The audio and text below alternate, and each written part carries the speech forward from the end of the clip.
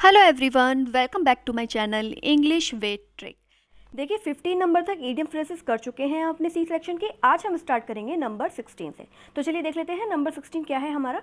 Chip of the old block, यानी कि resembling one's parents in habit, आदतों में अपने माता पिता के समान होना ही क्या कहलाता है, chip of the old block. अब ये देखिए पिक्चर देखिए, ये कौन है, ये फादर है, ठीक है, और ये इनका क्या है भाई, सन है। अब ये दोनों बिल्कुल एक जैसे हैं, इनकी आदतें एक जैसी हैं, दिखते एक जैसे हैं, तो वही क्या हो गया आपका chip of the old block. अब इसका एक एग्जाम्पल देख लेते हैं तो अच्छे से क्लियर हो जाएगा।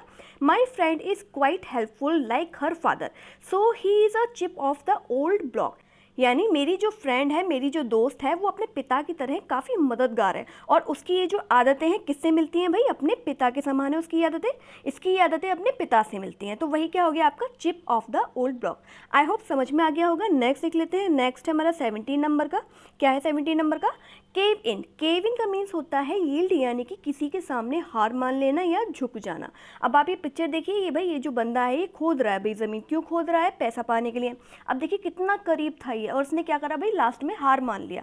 किसी के भी सामने हार मान लेना, झुक जाना, ही क्या कहलाता है आपका केव इन। अब इसका एक एग्जाम्पल देख लेते हैं। देखिए, although our team fought bravely yet had to cave in before the superior power play of the opposite team, यद्यपि हमारी टीम ने बहादुरी से लड़ाई लड़ी, फिर भी हमें विपक्षी टीम के बेहतर पावर प्ले के आगे क्या करना पड़ा भाई, झुकना पड़ा। उनका जो पावर प्ले वाला गेम था वो बहुत ज़्यादा अच्छा था, और हमने क्या कर लिया भाई, हार मान ली, झुकना पड़ा। ठीक है, आई होप समझ में आ गया हो। नेक्स्ट देख लेते हैं 18 नंबर का। क्या है 18 नंबर का, क्लोवन हुफ। क्लोवन हुफ का मीन्स होता है द इविल इंटेंशन, यानी बुरा इरादा। आप पिक्चर देखिए, थोड़ा और अच्छे समझ में आ जाएगा। ये जो क्या है, ये जो होते हैं खुर, जो होते हैं गधे के, घोड़े के, गाय के, भैंस के, है ना, इस तरीके के होते हैं। ठीक है, अब इसको क्या बोलते हैं, इसको बोला जाता है हुफ। ठीक है, ये जो खुर होते हैं। अब देखिए क्लोवन किसे बोला जाता है, ये जो दो पार्ट में डिवाइड होता है ना, इसे बोला जाता है क्लोवन। अब आपको क्लोवन हुफ का दिमाग में आते ही, ये वर्ड दिमाग में आते ही आपको क्या याद आ जाएगा भाई, किसी के भी खुर याद आ जाएंगे, किसी भी जानवर के, ठीक है, जिसके होते हैं। ठीक है,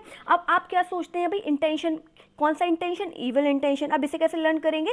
मानिए आपका कोई जानवर है, वो बिल्कुल ही क्या हो गया है, बेलगाम हो गया है, वो आपसे संभल नहीं रहा, और आपको क्या लग रहा है कि ऐसा ना हो, ये कुछ बुरा कर दे, है ना, कुछ इविल इंटेंशन इसके दिमाग में हो, तो उससे क्या याद आ जाएगा, उससे याद आ जाएगा क्लोवन हुफ का क्या मीन्स होता है, बुरा इरादा। अब इसका एक एग्जांपल देख लेते हैं तो अच्छे से क्लियर हो जाएगा।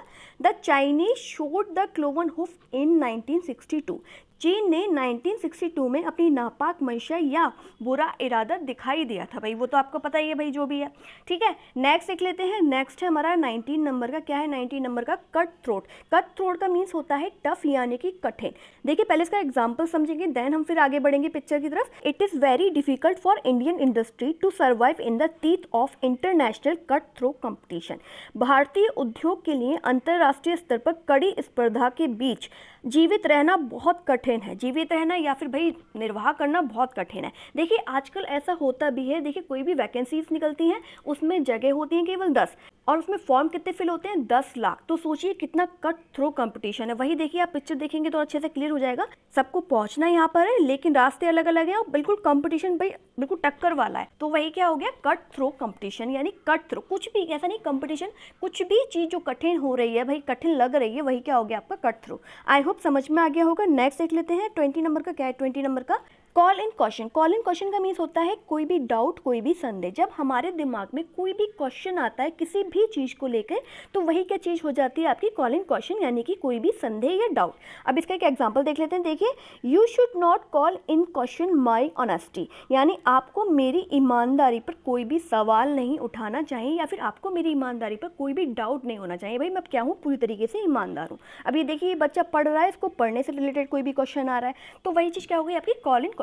आई होप सारी चीज़ें समझ में आ गई हो, क्लियर हो गई हो। और अगर वीडियो अच्छा लगा हो तो लाइक, सब्सक्राइब और शेयर करना मत भूलिएगा। Thank you very much.